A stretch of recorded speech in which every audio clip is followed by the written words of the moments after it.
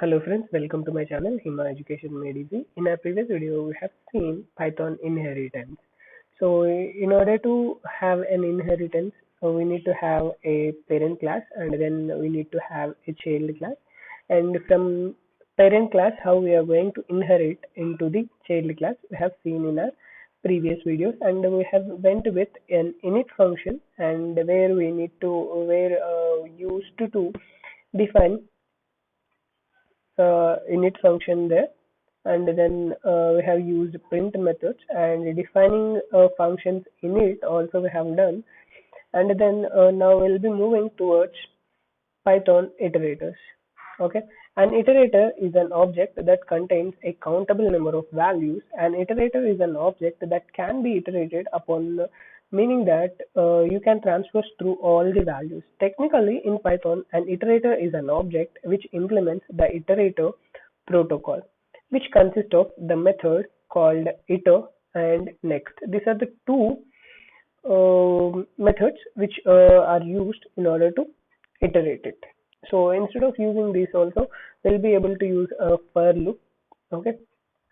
So here list, tuple, dictionary and sets are all iterable objects. They are iterable containers which can get an iterator form.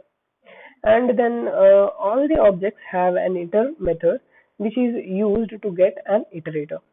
Okay, so instead of using a for loop, we can use these iter methods. So here we are going to remove this thing, and then we are going to see it with the help of an tuple. So here I am going to create my tuple, tuple, as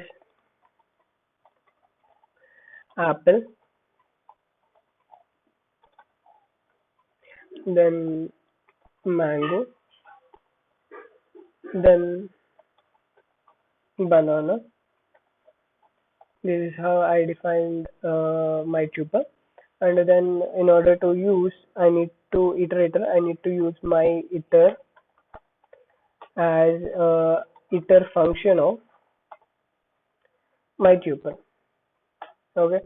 So here in order to use my iter, I need to use an iter function. Then I'll be going with a print statement, that is print of next, pardon, sorry. So now I'll be going with print statement, print of next element. So in next of, we from which we need to call this one is nothing but my iter. Okay, and then we'll be copying the first print statement, and then we're going to paste it, paste, paste it. Okay, so here now I'm going to run it. So here you got called with apple, mango, and banana. Then we got an stop iteration, right? So here iteration got stopped after calling of three elements from this tuple. Okay. So here this iter function will stops automatically once the complete elements have been displayed or complete elements have been called. This is how this iter function works. Even strings are also iterable objects and can be used as an iterator. Okay, so here I'm going to delete everything. So except apple. So here I'm going to my tuple, I gave it as an apple. So in order to do that, so here I'm going to define my iter, which is a function of iterator iter of which one, that is my string, my tuple. So in this tuple, I'm going to, so here it's better to replace it with my string because we are going to use only string, so that you will be not getting confused. Okay, so similarly here we need to paste the same statement. So here my iter, and then if I go with, so here each and every letter will be called. Okay, so here now we'll be using through an iterator. we are using instead of using iter function, we'll be going with for. So here for every element in my string, I want to print each and every element. This is what the meaning of it, and if I run it, every element will be looping through itself without using an iter function. That is, even for loop is also an iterator, so it will iterate the objects. Okay, and then the for loop actually creates an iterator object and executes next method for each loop. This is what this for loop gives us.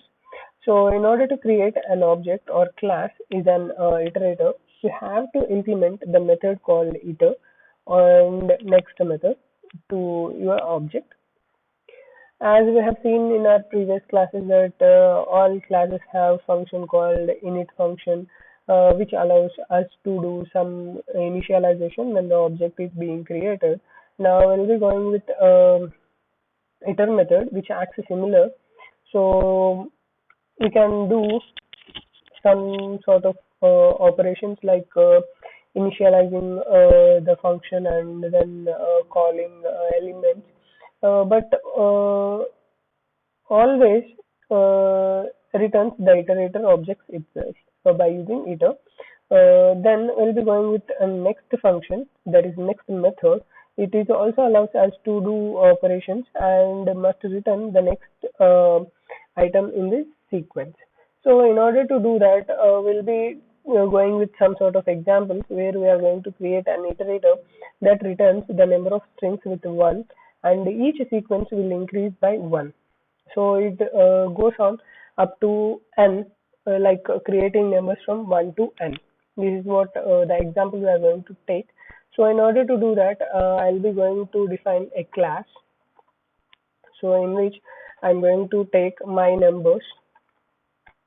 So as we are going to define, or we are going to iterate the numbers from 1 to n, 1, 2, 3, 4, 5, like that. Number of many number of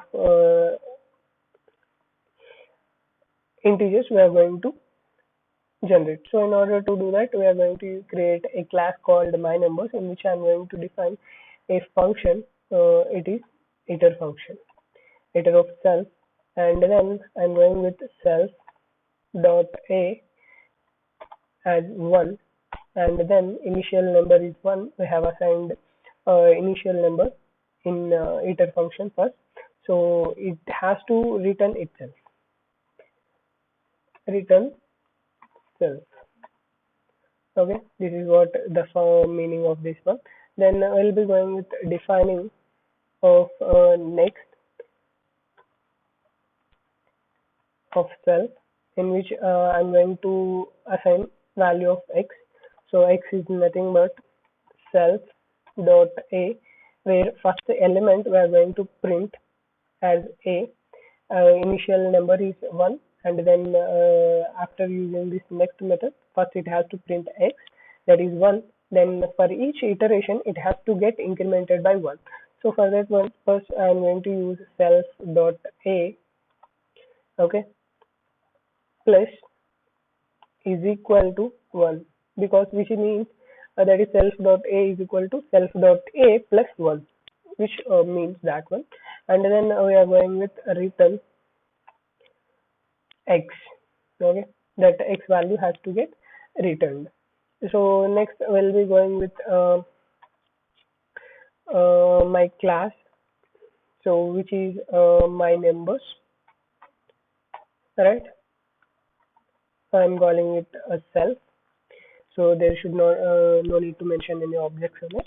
And then I'll be going with my iter, so I'm going to create this function my iterator, and then which is a function of iterations of my class. Okay, so this is how this one goes. Then we'll be printing the same, printing my iter function first. So for in order to understand it, we'll be going with a minimum of 3 my iter functions. So whenever I run it, I'll be able to see 1, 2, 3. So initially, the iter function takes a value of a as 1, and which will get assigned with the x. So self dot a 1 value has been assigned to x for each iteration. So that is for each return, it will get incremented by 1. So x value becomes 2, 1 plus 1 2, and then it will return next. Okay, so here in order to iterate these values, so here we will be going to use like this. So now if we place n number of print statements, that many number of numbers you will be able to get. Okay, so in order to stop iterations, uh, uh, we need to use a stop iterator statement. It's a stop iteration statement. This is what we need to use. Okay, or we can use a for loop also. So in the next method, we can add a termination condition in order to raise an error if the iteration is done specified number of times. Okay, so let us say that if we want to have an iteration up to 20 numbers. So in order to do that, we need to go with this. Here we need to give a specified condition. Okay, so here I'm going to give if condition if self dot a is equal to 1, if self dot a is equal to 1, then sorry, if self dot a is equal to or less than is equal to 10, I'll say. So after 10, it should not have to repeat. So here, in order to give condition, we need to give two equal to symbols. So under a colon, which resolves all the errors. So here, okay. So here, this is how we need to look for indentation. So it will return x, and else it should return, it should raise stop iteration. Okay, this is what we need to use. By using this stop iteration statement, we can stop the iteration at a particular instance of time. Okay, so here, instead of using these many print statements, I'll be going with a simple for statement. So for x in my iter, I need to print x. Okay, so here if I run it, I'll be seeing. So here it gave us no output because here we have specified that if self dot a is equal to 10. So initially we have given self dot a is equal to 1. So it won't get matched. So it isn't going with the loop. So here until and unless it is less than or equal to 10. So it until and unless it is less than or equal to 10, it will perform the loop. This is what the meaning is. So here I changed it from is equal to less than or equal to. So now if I run it, I'll be able to see that after 10 iterations it got stopped.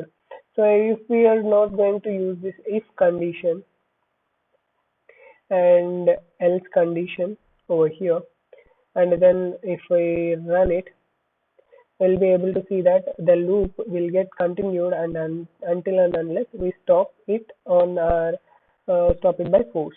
Okay, so here we need to stop this one. So here we'll be able to see these things. So in order to set some conditions for it, we are going to use this if condition. Okay, so here if you want to print up to only 20 or 25 elements, then we'll be able to see that once if we run it, we'll be able to see only 25 elements, and then it will get stopped over there. This is how we are going to use this Python iterators. So here iterators also is in most of the cases we will be using for instead of using this next and iter. In our further coming classes, we'll be going with Python scope. Okay, what is scope means? We'll be seeing it in our coming classes. If you like the video, please do like, share, and subscribe.